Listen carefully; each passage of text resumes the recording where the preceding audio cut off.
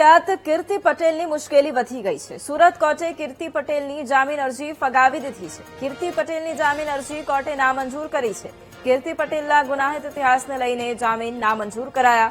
જામીન આપવાથી સમાજમાં વિપરીત સંદેશ જાય છે। કુખ્યાત કીર્તિ પટેલ સામે 15થી વધુ ગુના અત્યાર સુધી નોંધાઈ ચૂક્યા છે અને માટે જ તેની જામીન અરજી નામંજૂર કરવામાં આવી છે।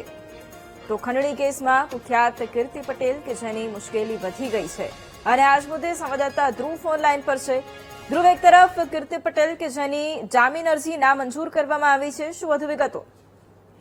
બિલકુલ, સુરતમાં પુણા વિસ્તારમાં એટલે પુણા પોલીસ સ્ટેશનમાં જે ફરિયાદ નોંધાઈ હતી, જે ખંડણીની ફરિયાદ નોંધાઈ છે, તેમાં હવે કીર્તિ પટેલ જે છે તે કોર્ટમાં જામીન અરજી રજૂ કરી હતી। જોકે કોર્ટે તેની જામીન અરજી ફગાવી દીધી છે, તેના જામીન રદ કરી દીધા છે, કારણ કે કીર્તિ પટેલ સામે 15થી વધુ કેસો નોંધાયા છે। એટલું જ નહીં, કીર્તિ પટેલ ગુનાહિત ઇતિહાસ જોતા આ જામીન અરજી ફગાવી દેવામાં આવી છે। હજુ પણ કીર્તિ પટેલ સામે ગુના નોંધાવાના ચાલુ થઈ રહ્યા છે અને ચાલી જ રહ્યા છે। કોઈને ધાક ધમકી આપવી, કોઈને બદનામી કરવી, આવા અનેક માનહાનિ અને ઇરાદાપૂર્વક તેની માનહાનિને ઠેસ પહોંચાડવી, આવા અનેક ગુનાઓ તેની સામે નોંધાયા છે। એટલે કે ગુનાહિત ઇતિહાસને જોતા જામીન પર મુક્ત કરવાથી સમાજમાં વિપરીત સંદેશ જાય તેવું કોર્ટે નોંધ્યું છે અને જેના કારણે તેની જામીન અરજી રદ કરી તેને ફરી એક વખત જેલમાં રહેવા માટે કોર્ટે આદેશ કર્યો છે। બિલકુલ, આભાર ધ્રુવ તમામ જાણકારી માટે।